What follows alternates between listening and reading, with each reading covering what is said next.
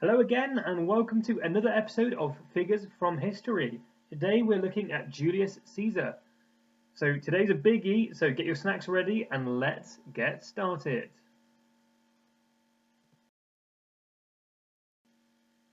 Now, just before I start, can we just have a moment's appreciation for that beautiful statue? It's amazing. Right, well, we'll get to it properly now. So Julius Caesar, he was born in 100 BCE and died in 44 BCE. This means he died 44 years before the birth of Jesus. He also lived about 400 years after everyone's least favourite Roman king, Tarquinius Superbus. More on him later. He was a famous military leader and a ruler of Rome. Okay, his early life then. Well, he didn't have the easiest start to life, because at 16 his father died, and so Caesar became the head of his family.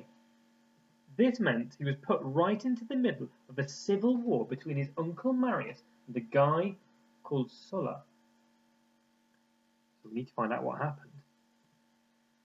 Okay. In the blue corner, fighting out of Rome, Italy, it's Marius.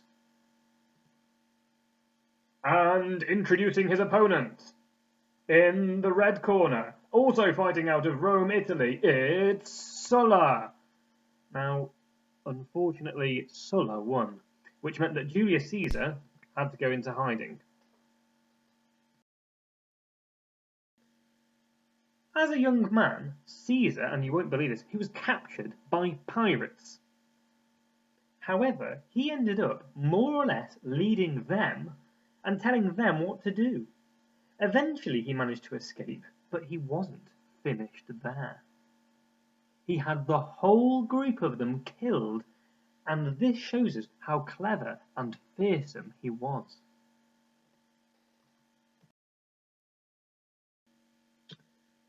So I'm sidetracking a bit here, but I do need to tell you about how decisions were made in Rome. So there was this thing called the Senate, and it made all the decisions. It's a little bit like Parliament in Great Britain.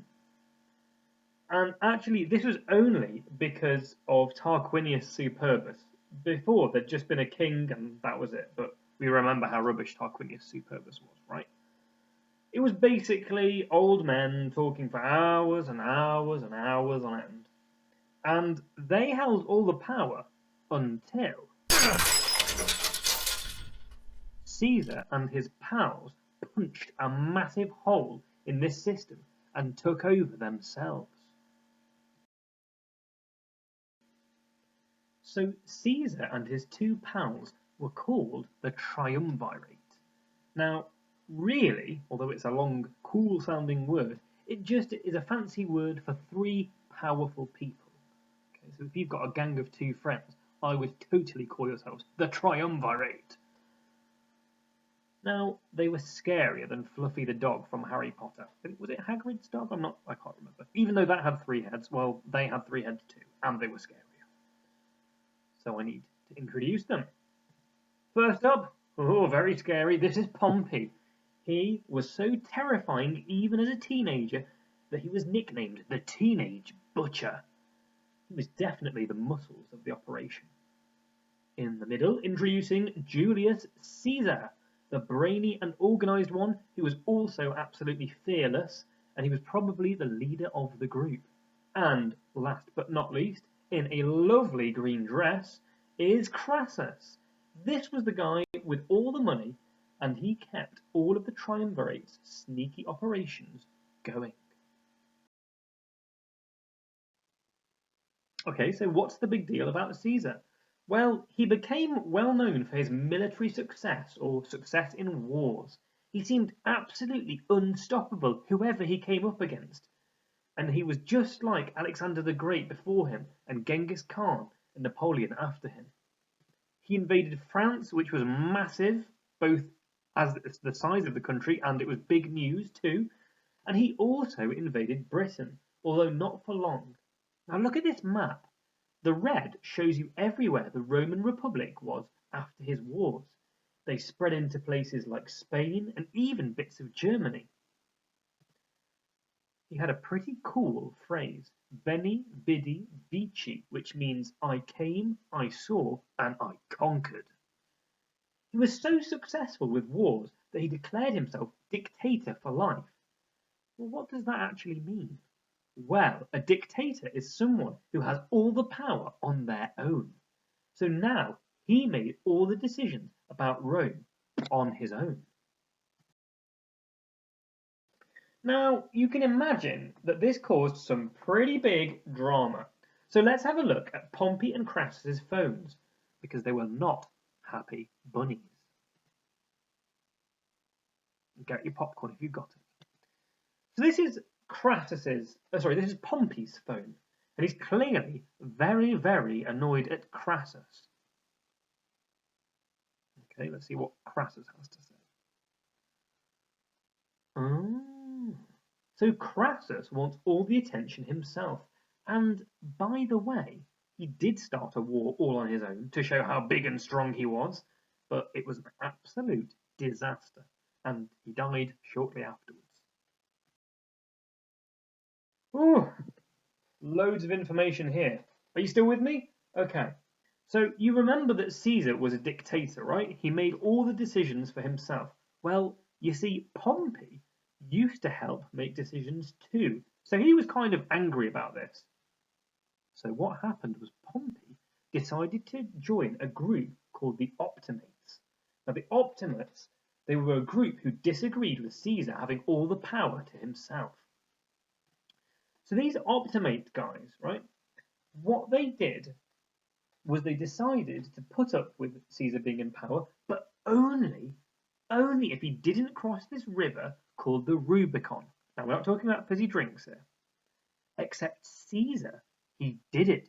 He decided to cross the Rubicon, which made chaos break loose. So there was a huge, huge war between Pompey and Caesar chased Pompey all over everywhere, Spain, Greece, and even Egypt. And, well, then it ended when an Egyptian king cut Pompey's head off. Nice. I bet some of you are thinking, what was Caesar actually like as a ruler?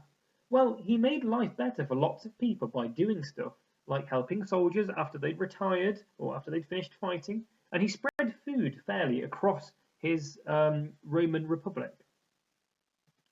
But there were still the pesky Optimates around who were very unhappy. They were very jealous of all the power that Caesar had. You can tell maybe where this is going. So in the end, on the Ides of March, which is the 15th of March, 44 BCE, Caesar was stabbed 23 times by senators. Yes, those very same boring men who used to make lots of decisions before Caesar was around. And his last words, apparently, were et tu, Brute, which means even you, Brutus, because a guy who Caesar thought was a very close friend called Brutus was involved in the attack.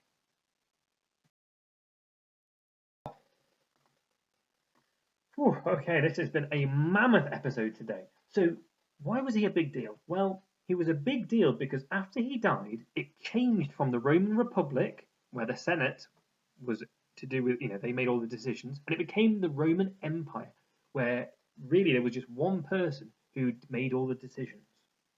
He had loads of great military victories in places like France, and he was a very popular guy who had all the power to himself, a little bit like Napoleon, if you've seen that episode already. Okay, right, so here are your questions. Now, there were some really, really thoughtful ones. The last two, I think, will really get you thinking. Now, the first one on the big questions, have a good think about that, because if you've learned about the Nazis and Adolf Hitler, that could really help you answer this one very thoughtfully. Okay? Thank you very much for watching, and I will see you next time.